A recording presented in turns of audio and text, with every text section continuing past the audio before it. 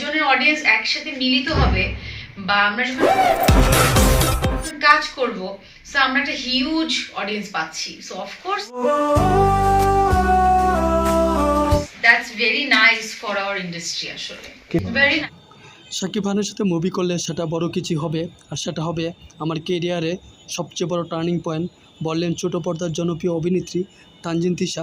তানজিন তিশা আরও বলেন, আমারও শাকিব ভাইয়ের বিশাল বড় ফ্যান বেজ রয়েছে, দুজনের ফ্যান বেজ মিলে একটা বাস সাকিব ভাইয়ের তো আরো অনেক বড় অডিয়েন্সের জায়গা আছে।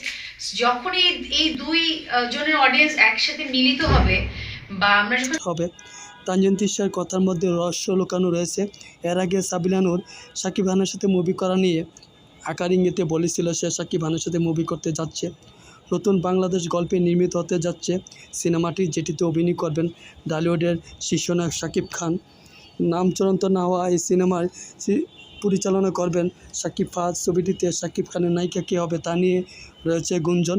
এর মধ্যে ঘনিষ্ঠ সূত্রে খবর, এই সিনেমার মধ্য দিয়ে শাকিব খানের বিপরীতে বড় পর্দায় অভিষেক হতে যাচ্ছে ছোট পর্দার জনপ্রিয় অভিনেত্রী তানজিন তিশা। সিনেমাটির সংশ্লিষ্ট একটি সূত্র এমনটি নিশ্চিত করলেও পরিচালক কিংবা অভিনেত্রী কেউই এই বিষয়ে মুখ খুলতে চাচ্ছেন না।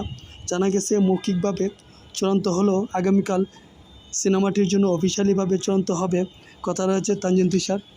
সিনেমাটিতে শাকিব খানকে দেখা যাবে শাহরুখ খানের পাঠান, সালমান খানের টাইগারের মতো চরিত্রে, অর্থাৎ রাষ্ট্রীয় গোয়েন্দা সংস্থার সাবেক এক দক্ষ এজেন্টের ভূমিকায়, যিনি দেশের হয়ে একের পর এক রোমহর্ষকর অপারেশনে সফলভাবে সম্পন্ন করবেন।